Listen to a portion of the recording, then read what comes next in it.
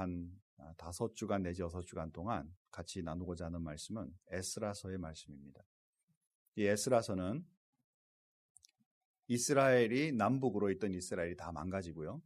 이제 70년간 포로 잡혀가서 나라가 존재하지 못하고 있던 상황에 하나님의 말씀의 능력으로 이제 또 하나님께서 약속하셨던 그 약속대로 이스라엘 백성이 이제 돌아오면서 이스라엘 땅에서 새롭게 시작하는 삶을 시작합니다. 이 새로운 삶의 가장 기준을 무엇으로 시작하는가?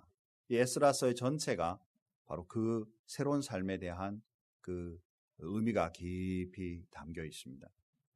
우리 사랑하는 조국에도 이제 앞으로 새로운 대통령을 뽑아야 되는 상황이고 또 새로운 이제 지도자가 들어서면서 좀 새롭게 변화될 것을 기대하죠. 미국은 이미 이제 대통령을 뽑아가지고 새롭게 진행될 것을 기대하고 있는데 많은 지금 잡음들이 일어나고 있습니다. 또 여러분의 가정이나 개인적으로도 하나님 날마다 그냥 하루하루 진행되는 거지만 그러나 그 진행 속에 뭔가 새로움이 있고 또 뭔가 좀 이 그동안에 구태연한 것에서 벗어나서 정말 활력 있으며 꿈과 비전이 있는 그런 삶을 살고 싶습니다. 이런 그 마음가짐을 갖는 것, 이게 우리 삶에 어쩌면 당연한 건지도 모르겠죠. 그래서 새해가 시작되면 대부분 다 이번 한 해는 뭐 해보겠다 이렇게 이제 가로 이렇게 마음을 사로잡는 것도 어쩌면 그런 마음일 거예요. 이제 우리에게 오늘 이 말씀을 통해서 늘 우리의 마음에 새로운 삶을 기대하고 있고 이제 시작해야 되는데 무엇을 기초로 시작할 것인가?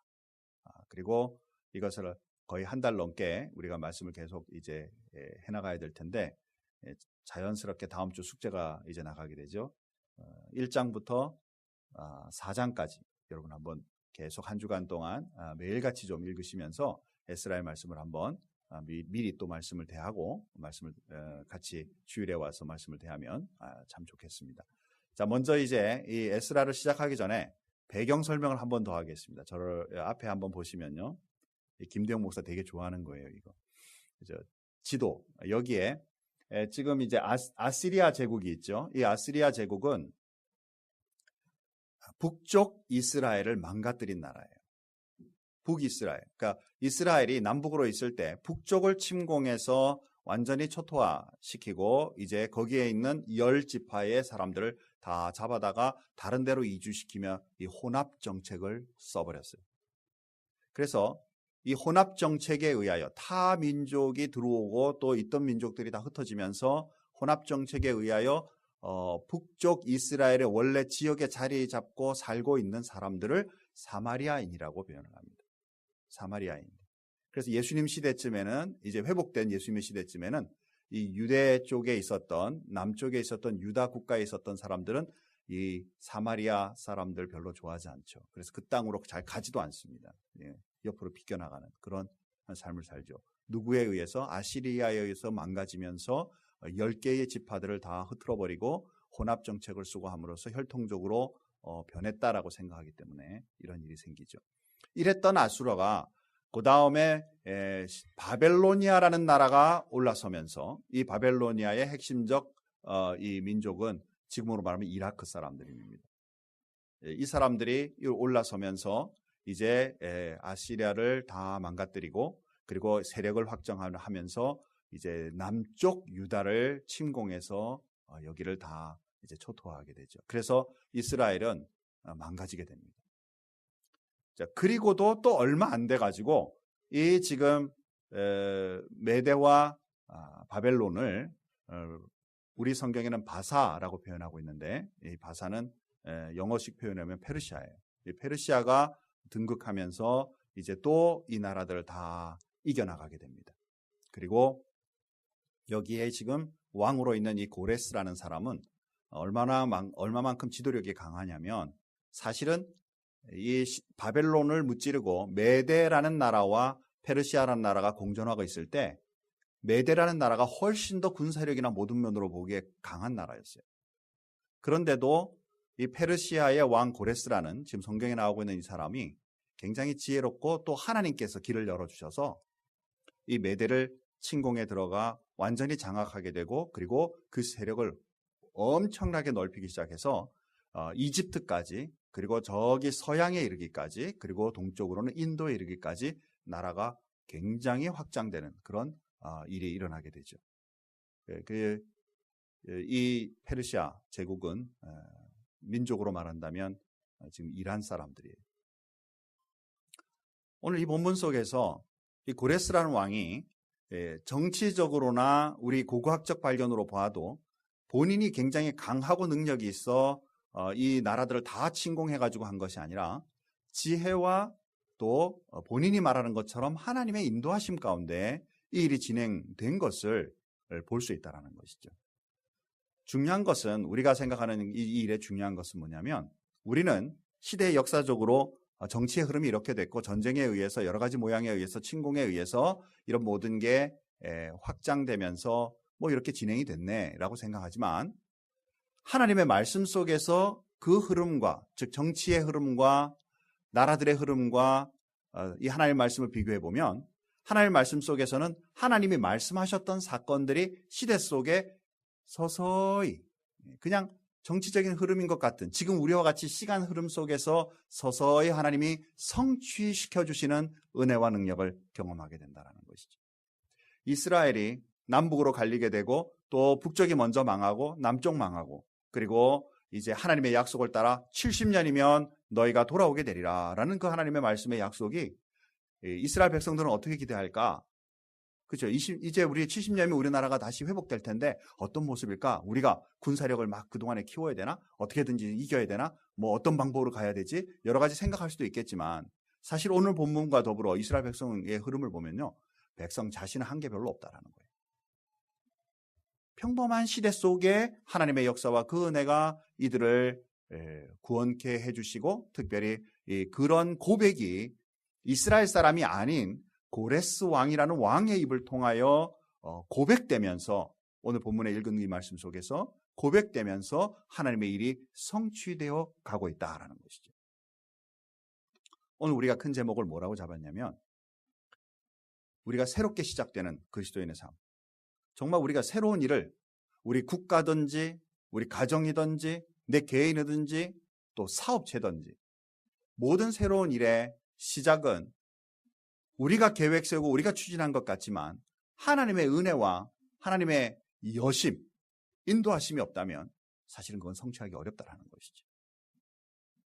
그래서 오늘 본문을 통해서 어떻게 하나님이 우리를 인도하시는지 말씀을 통해 한번 생각해 보는 시간을 가지겠습니다.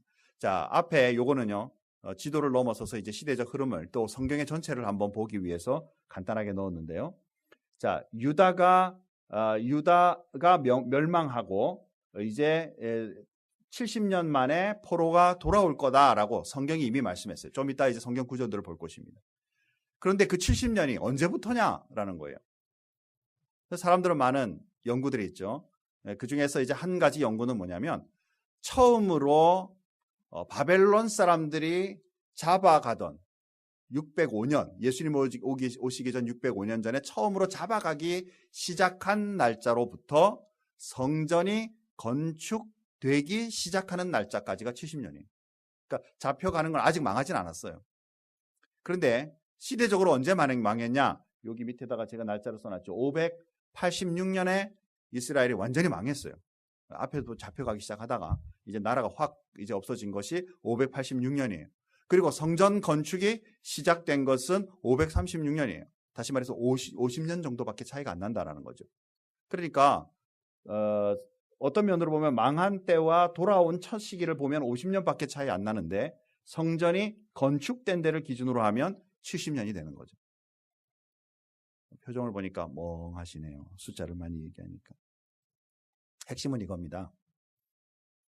하나님의 말씀에 70년이라고 말씀하셨는데, 우리는 70년이 언제부터 어떻게 갈까를 굉장히 이거 좀 중요시 여기죠. 저와 여러분 생활을 보면 믿음 생활 하잖아요.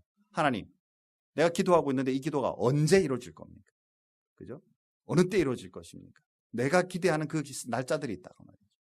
하나님께서도 70년 그랬는데, 처음 잡혀갈 때부터 언제까지일까? 아니면 나라가 망가진 날로부터 언제까지일까? 여러 가지 생각들이 있겠지만, 우리가 사실 70년이 어느 날짜부터 어느 날짜까지, 그러므로 70년이야 이렇게 하나님의 말씀의 성취를 중요시 여기는 것도 있을 수 있겠지만, 자연스러운 가운데 70년이라는 그 숫자보다도 하나님의 약속, 무너짐과 회복이 분명히 일어나고 있으며 그것이 숫자적으로 맞춰보면 여러 가지 반면 속에서도 분명히 맞아떨어진다는 것이죠. 이스라엘 사람들에게 있어서 가장 힘든 점은 뭐냐면 메시아의 오심이잖아요. 메시아의 오심. 이번에도 제가 이스라엘 가서 유대인들이랑 얘기를 좀 하다 보니까 메시아에 대한 개념이 우리가 생각하는 거하고 많이 달라요. 그들이 가지고 있는 메시아 관이 있어요. 거기에는 적어도 12개는 성취돼야 된다 뭐 하면서 이제 나라를 회복시켜야 되고 뭐 평화를 이루어야 되고 뭘 이루어야 되고 나름 그 기준이 있어요.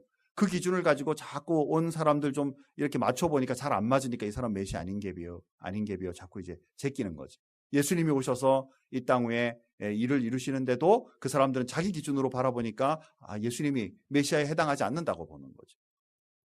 사랑하는 성도 여러분, 중요한 것은 하나님의 시간 속에 하나님의 방법으로 말씀하셨던 그 예언의 성취가 분명히 일어나는데 그것은 우리가 날짜로만 계산하려고 하기보다 하나님의 말씀의 그 중요성과 깊은 의미를 먼저 붙잡는 것이 중요하다라는 거예요. 하나님의 말씀을 우리가 잘 모르면요, 껍데기만 알고 그 사람들이 말하는 것처럼 메시아 12개의 조건, 성경에 나타나는 것보다는 자기들이 알고 있는 여러 가지 상황에서 그걸 가지고 자꾸 메시아를 맞춰보려고 하니까 맞지가 않는 거죠. 우리 신앙생활에 있어서 저와 여러분들이 힘쓰고 애써야 될 부분은 하나님의 말씀이 우리 삶에 늘 축적되고 이제 넘쳐남으로 인해서 시대를 좀 분별해 갈 수 있는, 그래서 시간의 숫자 노름보다 더 중요한 것은 이 말씀과 이 말씀의 앞뒤의 문맥과 시대를 보니 하나님의 말씀이 성취된 것이 분명하구나라는 그 믿음을 자꾸 우리 삶 속에 일깨워야만 신앙의 성장이 일어난다는 것이죠. 우리가 읽어야 될 말씀이 이제 에스라서인데요. 이 에스라서는 1장부터 6장까지 그리고 시대적으로 보면 7장부터 10장까지는 시대적으로 뚝 떨어져 있어요. 그래서 여러분들 읽으시다 보면 이게 앞뒤가 좀 확 움직이네라는 생각이 드실 거예요. 그리고 시대적으로 보면 그 사이쯤에 에스더서가 있고요. 그리고 느헤미야서는 좀 더 시대로 약간 더 뒤쪽에 있습니다. 그래서 에스라, 느헤미야, 에스더라는 이 세 개의 책은 100% 역사를 위하여 쓴 책은 아니지만 그러나 남북 이스라엘이 망가졌다가 회복되고 있을 때의 모습을 말씀하고 있는 책들이기 때문에 그래서 우리 역사서에서 이스라엘 역사서에서 이 책을 보고 있다라는 것이죠. 자, 그리고 이제 그 이후 그 시대의 그 예언자들이에요. 학개, 스가랴, 말라기. 그래서 이 말라기 선지 이후로 400년 동안 하나님의 말씀이 없게 되죠. 예수님 오실 때까지 아주 긴 기간 하나님의 음성이 없는 시기를 보내게 되죠.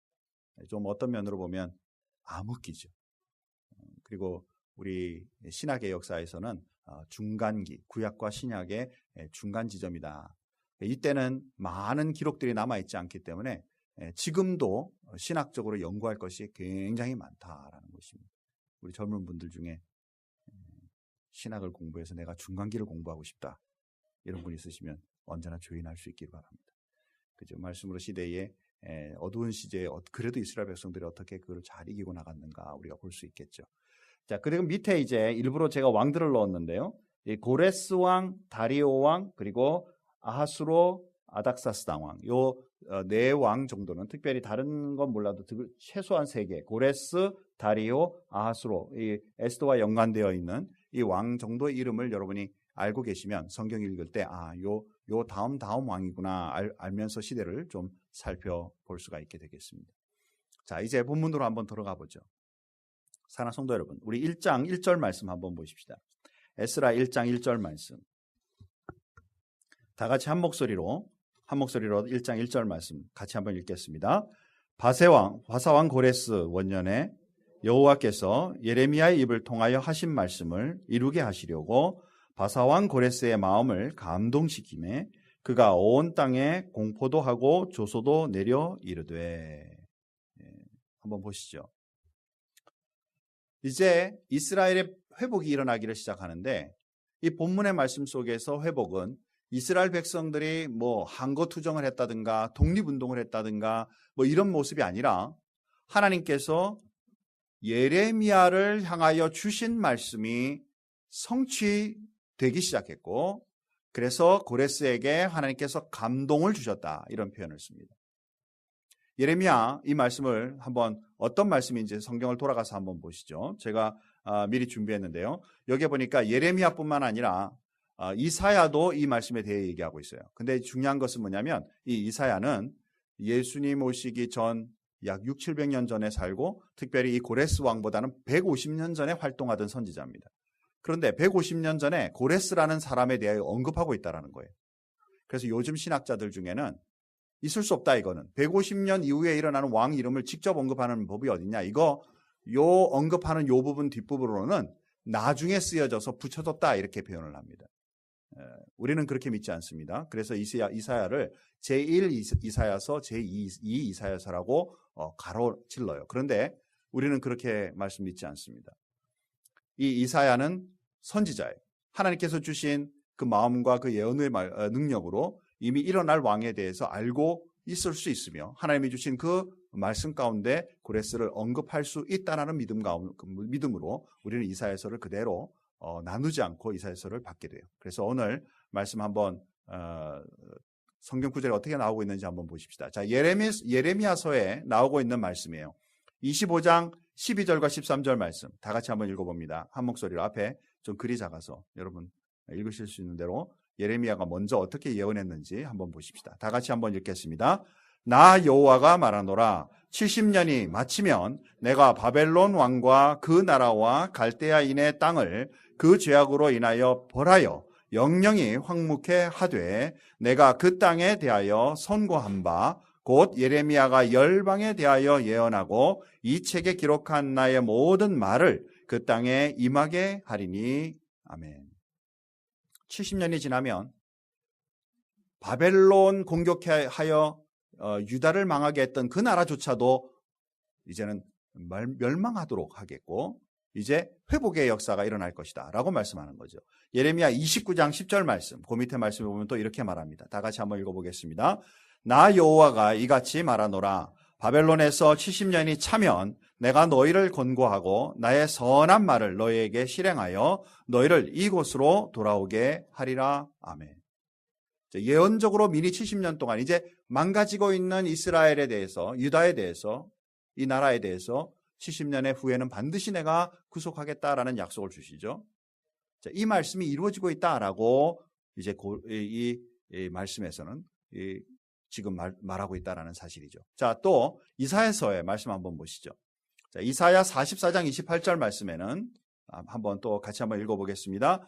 고레스에 대하여는 이르기를 그는 나의 목자라 나의 모든 기쁨을 성취하리라 하며 예루살렘에 대하여는 이르기를 증건되리라 하며 성전에 대하여 이르기를 내 기초가 세움이 되리라 하는 자니라. 자, 그 다음에 또 45장 1절에 보면 이렇게 말씀합니다.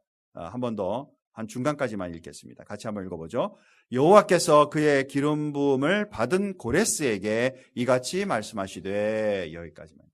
자, 고레스가 나타나기 전 150년 전에 이사야 선지자를 통해 한 왕이 나타날 것인데 그는 이 회복의 역사에 쓰임을 받을 것이다 라는 말씀을 미리 하고 있다라는 것이.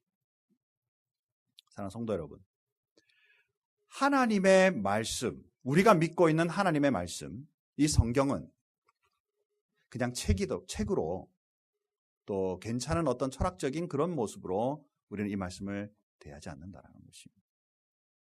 성경은 하나님의 말씀이고 이 하나님의 말씀은 하나님께서 말씀하신 것을 반드시 이루는 확실한 말씀이 중심된 우리의 삶을 약속하는 귀한 말씀이고 우리는 이것을 확실히 믿고 사는 사람이다라는 것입니다. 그렇기 때문에 그리스도인들에게 있어서 이 말씀에 대하여 중요한 마음이 없다면 우리는 경건한 또는 건강한 그리스도인으로 살아갈 수 없는 것이죠. 요즘 시대에 이 말씀을 너무너무 이제 세분화해서 갈기갈기 찢는 시대를 지금 살아가고 있습니다. 제가 유학을 26년 전에 제가 유학을 나올 때 저는 구약학을 공부하고 싶어서 이제 학교들을 정할 때요. 학교를 이렇게 좀 유명하다는 학교들을 알아보니까 구약학과가 없어진 학교들이 그 당시에도 꽤 많았어요. 하나님 말씀 구약에 대해서 고고학적으로 역사학적으로 완전하게 증명하기가 어렵기 때문에 하나님의 말씀을 성경을 성경이라고 받기 어렵다. 그래서 구약 학과를 없애버리고 그나마 좀 남아있는 학교들은 신약 학과는 좀 남아있었어요. 그렇게 말씀을 배운 목회자들이 나오게 되면 구약의 말씀을 하나님의 말씀으로 선포할 수 있을까요? 그죠? 시대적으로 내가 지금 배우지 못한 말씀을 통해서 확신하지 못한 얘기들을 목회자들이 설교할 수 있을까요? 그러니까 구약의 말씀에 안 된다라고 말했던 것을 요즘 시대에서는 괜찮다로 바꿔놓는 거죠. 예수 믿는데도 불구하고 말이죠. 하나님을 믿는데도 불구하고 말이죠. 우리 시대에 정말 우리가 지금 분별력 있게 바라봐야 될 것은 무엇이냐면 하나님의 말씀이 하나님의 말씀으로 받아들여지고 있는가. 내 스스로에 있어서도 하나님, 나는 예수를 믿는 믿음의 사람이라면 이 말씀이 하나님께서 언급하신 것이고 우리에게 주신 분명한 말씀이며 이 말씀을 통해 삶의 방향과 지표와 시대를 분별할 수 있는 분명한 이 말씀이다라는 것을 확신하고 있는가. 우리 그리스도인들이 반드시 살펴야만 할 것이다라는 것이죠. 여러분 아시다시피 우리 큰빛교회는 이 말씀을 굉장히 중요시 여기고 훈련하는 교회예요. 왜? 이 말씀이 제대로 되어 있지 않으면 우리 삶은 자꾸 갈팡질팡 방향 없는 삶을 살아갈 수밖에 없기 때문인 것이죠. 정말 하나님의 말씀을 기준히 여기고 여러분 많이 알아가는 그리고 이것을 삶에 적용하는 능력 있는 그리스도인이 되기를 주님의 이름으로 축원합니다. 우리보다 더한 세대가 있어요. 그 세대는 뭐냐면 우리 바로 자녀들입니다. 여러분 지금 요즘에 혼동이 되잖아요. 그렇죠?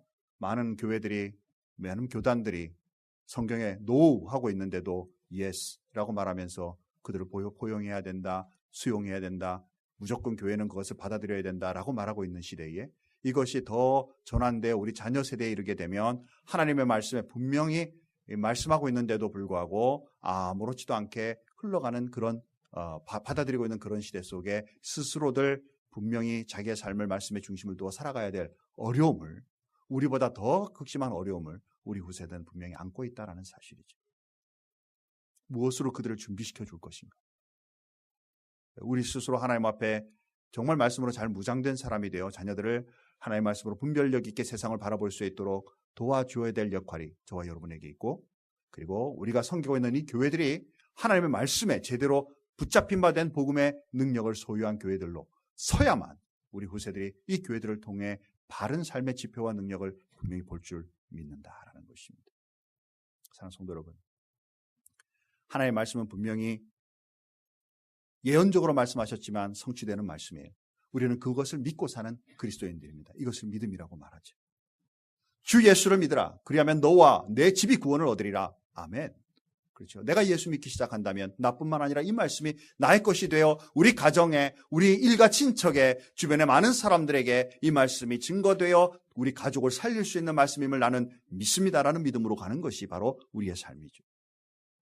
주님을 사랑하고 이 땅 위에 사랑하는 그 사랑이 펼쳐짐으로 인하여 많은 생명들이 돌아올 것을 우리는 말씀을 통해 우리가 알고 있다면 아멘. 하나님 부족하지만 나 같은 사람을 통해 복음을 전하고 예수님을 증거함으로 말미암아 이 땅을 살리고 시대를 변화시킬 수 있는 그런 인물로 우리를 사용할 줄 믿습니다라는 그 믿음 가지고 살아가는 것, 이것이 그리스도인의 삶인 줄 믿는다는 것이죠. 시대가 어떠하게 흘러가든지 사랑하는 성도 여러분, 저와 여러분들은 하나님의 말씀이 우리의 삶의 가장 큰 지표인 것을 믿는 그리스도인이 되기를 주님의 이름으로 축원합니다. 자, 두 번째 우리가 볼 것은 뭐냐면 정세를 주관하시는 하나님인 거죠. 예, 아까 앞에서 잠깐 말씀드렸는데 이 고레스 왕이 굉장히 강력한 군사력을 가진 사람이 아니었어요. 그런데도 하나님께서 미리 여러 상황들을, 이 준비시켜 놓는 상황들을 성경 속에서 발견하죠. 앞에 다니엘이라는 사람 아시죠? 메대의 벨사살 왕이, 사람이 엄청 교만해져 가지고 어느 날 술자리를 폈죠. 술을 먹으면서 이제 교만이 딱 마음에 작동하니까 뭐라고 말하냐면, 얘들아 가서 이스라엘에 하나님께 섬기던 그 잔들을 다 가지고 와라. 내가 거기에다 술을 내가 먹겠다. 그래서 그 하나님께 사용되던 그 성전에 있던 기명들을 가져다가 거기다 술 먹고 흥청망청 이제 즐거움을 보내고 있었죠.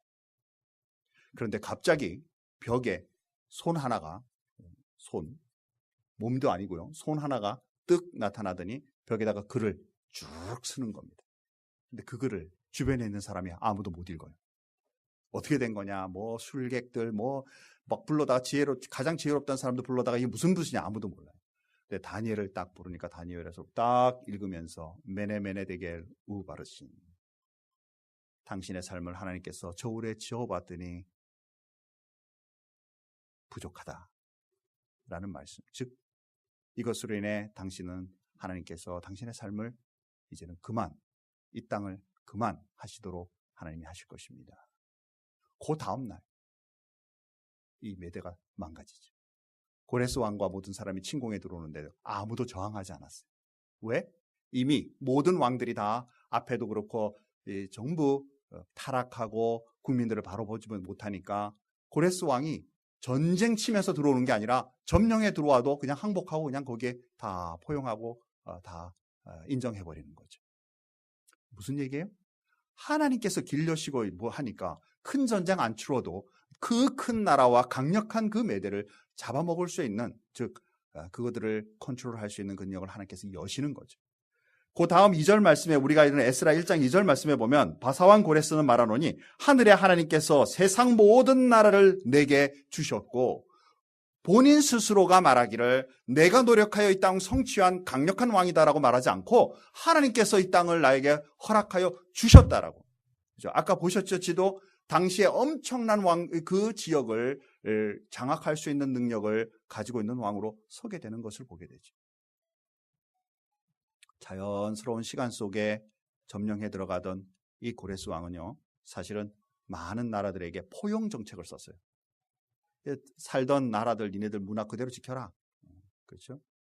그래서 앞에 바벨론이나 아수르나 이런 데는 굉장히 자기 문화화 시키려고 굉장히 압박감을 주었지만 이 고레스 왕은 오히려 자신들의 문화를 지키면서도 지금 이 왕국에 속할 수 있도록 포용을 하고 있죠.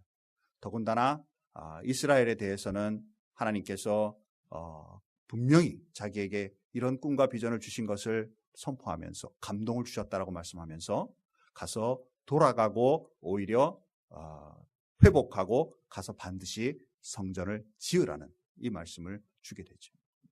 사랑하는 성도 여러분,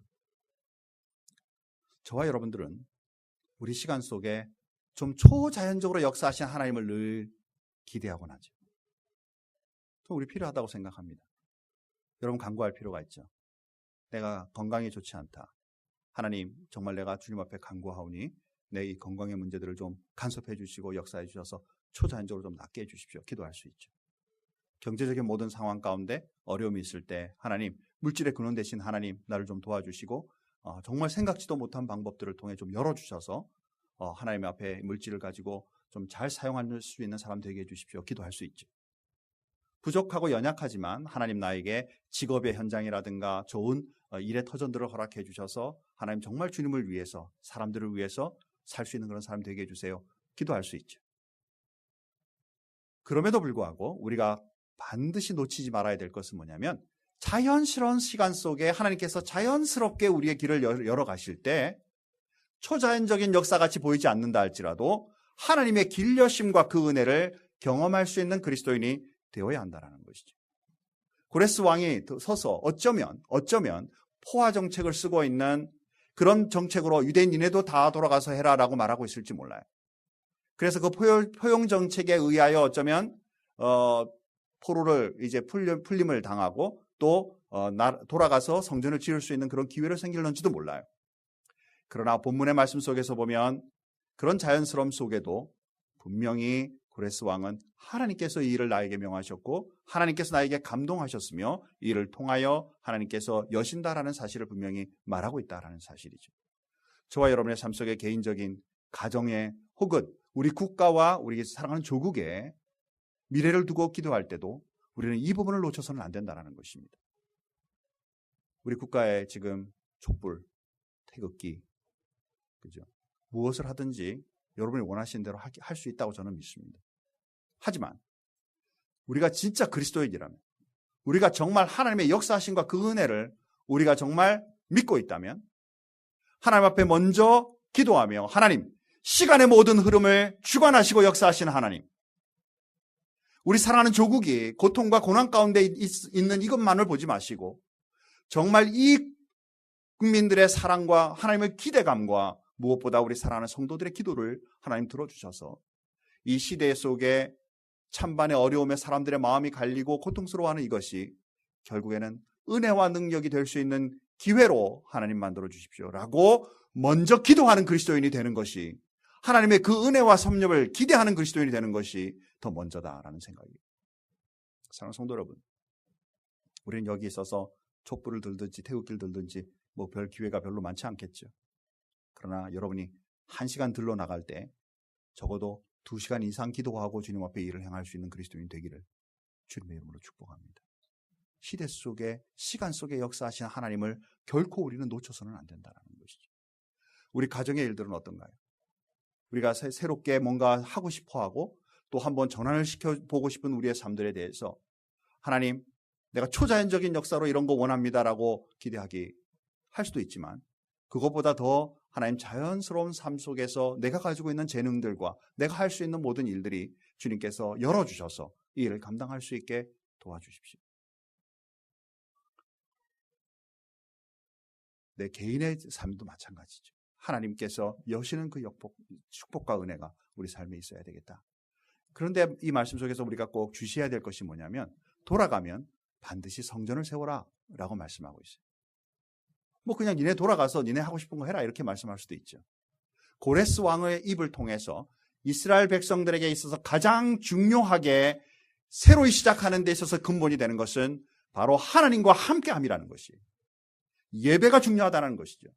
말씀을 통하여 하나님과 함께 했던 모든 것들이 주님께로 되돌려 드리고 하나님 앞에 우리의 삶을 온전히 드리는 것이 시작의 가장 기본이 되어야 된다는 사실을 말씀하고 있다는 사실입니다. 예수 믿는 우리들로서 첫 번째로 중요해야 될 것은 하나님의 말씀이며, 두 번째로는 하나님 앞에 예배를 하는 삶을 결코 놓쳐서는 안 된다는 것입니다. 그것도 이방 왕을 통해 주시는 말씀이 뭐예요? 가서 성전을 건축하라. 우리의 삶의 영적인 기저가 되는 이 하나님을 섬기는 이 믿음의 삶이 우리는 결코 놓쳐서는 안 되겠다라는 것이죠. 사랑하는 성도 여러분, 우리 2017년도 우리 금빛교회는 예배를 회복하는 교회라는 큰 제목을 가지고 있습니다. 저와 여러분의 삶 속에 이번 한 해 동안에 하나님을 향해 열정적으로 예배하는 삶이 부응할 수 있는 축복의 삶이 되기를 주님의 이름으로 축원합니다. 자, 마지막 세 번째로 보는 것은 뭐냐면요, 여기에 감동이라는 단어를 오늘 본문에서 2번 볼 수가 있습니다. 자, 먼저 1장 1절 말씀 보니까 바사왕 고레스의 마음을 감동시키심에라는 말씀이 있습니다. 자, 그리고 5절로 넘어가겠습니다. 5절 한번 다 같이 한번 읽고 이제 좀 정리해 가도록 하겠습니다. 1장 5절입니다. 다 같이 한 목소리로 같이 한번 읽겠습니다. 이에 유다와 베냐민 족장들과 제사장들과 레위 사람들과 그 마음이 하나님께 감동을 받고 올라가서 예루살렘의 여호와의 성전을 건축하고자 하는 자가 다 일어나니. 사랑하는 성도 여러분, 하나님의 말씀에서는요, 모든 이스라엘 백성들이 있지만 반드시 하나님은 지도자를 세우시죠. 고레스 왕, 또 세스바살 총독입니다. 당시에. 또 스룹바벨, 요거는 신학적으로 조금 논쟁이 있어요. 이 세스바살이라는 사람과 스룹바벨이 같은 사람일 거다 이렇게 보는 신학적 논쟁이 있어요. 또 아예 다르다라고 보기도 하고요. 뭐 중요한 것은 둘 다 어쨌든 성경에서 보면 리더급에 해당하고 있고, 아마 연구가 더 많이 진행되면 같은 사람일 것이다가 이제 또 될 수 있을런지 모르겠습니다. 현재는 이름이 다르게 나오기 때문에 우리는 다르게 볼 수 있습니다. 그러나 중요한 것은 이런 리더들을 세우죠. 에스라라는 이 지도자, 그리고 오늘 본문에 보니까 유다 베냐민 족장들, 제사장들, 레위인들을 하나님 세우셔서 이들로 인해 하나님의 전이 감동될 수 있도록, 세워질 수 있도록 감동하시는 모습을 보게 되죠. 예수님의 당신은 어떤가요? 예수님께서 십자가의 죽음을 향하여 달려가시는 그 어려운 삶의 현장 속에서도 굳이 12의 제자들을 하나님께서 훈련시키신 모습을 보게 되죠. 왜 그렇죠? 12의 제자들을 통해 증언자들로서 예수님의 그 모습을 선포하도록, 그래서 세상의 많은 사람들이 그 말씀을 받아들일 수 있도록 세우신다라는 사실이죠. 이 말씀에 대해서 제가 크게 많이 좀 말씀을 드릴 수가 있겠지만 이 정도에서만 멈추도록 하십시다. 우리 그리스도인들은 예수를 믿음으로 말미암아 나만 예수 잘 믿고 천국 가면 되는 것이 아니다라는 거예요. 예수를 믿는 우리들은 이미 믿으면 이제 이 땅 위에 하나님을 알지 못하는 많은 사람들에게 하나님을 알리는 지도자의 역할이 이미 우리에게 주어진다라는 사실이죠. 우리로 통하여 또 사람들에게 증언이 되어야만 그들이 하나님을 알 수 있고 그들이 하나님을 만날 수 있고 믿음의 사람으로 서갈 수 있다라는 사실입니다. 예수를 믿고 있는 저와 여러분들은 이제 하나님 앞에 이 감동받은 하나님의 지도자로 서갈 준비를 좀 하면 좋겠어요. 너무 많은 그리스도인들이요, 그냥 나 예수 믿고 천국 가면 되지, 복음 전하는 건 참 어려워 라고 생각하면서 좀 한 걸음 뒤로 나가는 그리스도인들을 상당히 볼 수 있죠. 사랑하는 성도 여러분, 이제 우리의 마음을 좀 하나님 앞에 정리하여서 예수를 믿는 우리들이 이 세상에 대하여 책임 있는 지도자의 역할을 감당할 수 있도록 하나님 저에게 우리들에게 능력을 허락해 주시고 은혜를 허락해 주십시오라는 그런 믿음으로 서갈 수 있는 그리스도인들이 되기를 주님의 이름으로 축원합니다. 우리 한번 이제 말씀을 정리하겠습니다. 사랑하는 성도 여러분, 제가 많은 얘기 드렸지만 우리 시대에는 가장 평범하게 보인다 할지라도 하나님의 역사하심과 하나님의 손길이 분명히 있는 것, 이것이 우리의 시간입니다. 때때로 우리는 이거 볼 수가 없을 때가 있죠. 두려울 때가 있죠. 근심할 때가 있죠. 열리지 않아서 고통하고 어려울 때가 있죠. 다른 사람들과 비교하며 열등함을 느낄 때가 있죠. 그러나 그런 것 먼저 보기 전에 내 시간 속에, 우리의 시간 속에 하나님은 반드시 역사하시는 분이시다라는 것을 믿으시기 바랍니다. 그리고 우리의 삶 속에 역사하고 주님과 동행하게 되고 하나님의 말씀을 붙잡게 되면 시대를 분별하고 주님 앞에 하나님의 역사하심을 볼 수 있는 그리스도인으로 갈 줄 분명히 믿는 믿음 가지시기 바랍니다. 또한 우리로 인해 우리를 세우시고 이 땅 위에 믿는 자로 세우신 것은 나로 통하여 역사하여 구원받게 할 우리 주변에 많은 사람이 있다는 사실을 느끼고 증거할 수 있는 그런 그리스도인으로 서가는 축복이 반드시 있도록 주님의 이름으로 축원합니다. 기도하겠습니다. 하나님 아버지 감사합니다. 오늘 우리 에스라서의 말씀을 가지고 이제 무너졌던 이스라엘이 회복되는 시작을 그들의 노력이 아니라 하나님의 역사하심과 이방 왕이었던 고레스를 통해서 하나님께서 어떻게 이 시작을 시작해 하시는지를 말씀을 통해 우리가 보게 됩니다. 우리는 우리의 삶 속에 날마다 새로운 것들을 추구하며 또 변화되기를 늘 간구합니다. 그러나 우리의 마음 속에 정작 하나님의 역사하심과 우리의 시간 속에 우리와 동행하시는 하나님을 놓칠 때가 많습니다. 우리 노력으로 감당하려고 하고 우리와 지혜와 지식으로 감당하려고 하는 일들을 얼마나 많이 우리가 실행하는지 모릅니다. 그러나 하나님, 정말 이제 다시 한번 말씀들을 통해서 하나님의 역사하심과 하나님의 여심이 없다면 우리의 삶에 큰 축복과 은혜로 이어지기 어렵다는 것을 우리가 인지하고 주님의 말씀에 동행하는 사람이 되게 하여 주시고 시대를 분별하는 사람이 되게 하여 주시고 예배자로 주님의 서가는 축복의 사람들이 되게 하여 주시고 무엇보다 우리로 통하여 하나님을 알지 못하는 많은 사람들에게까지도 하나님을 알려가는 지도자의 역할을 감당하는 사람들이 될 수 있도록 도와주옵소서. 하나님, 우리 큰빛교회를 주님 축복해 주시기 원합니다. 이 교회를 통해서 지역과 세상 세계를 향해 하나님 말씀 그 복음을 증거할 수 있는 교회가 되게 하여 주시고 이 교회를 통해서 말세에 하나님의 말씀에 든든히 서 구원의 방주로 역할을 감당할 수 있는 교회가 되게 도와주옵소서. 모든 것 주님 앞에 감사하며 예수님의 이름으로 기도하옵나이다. 아멘.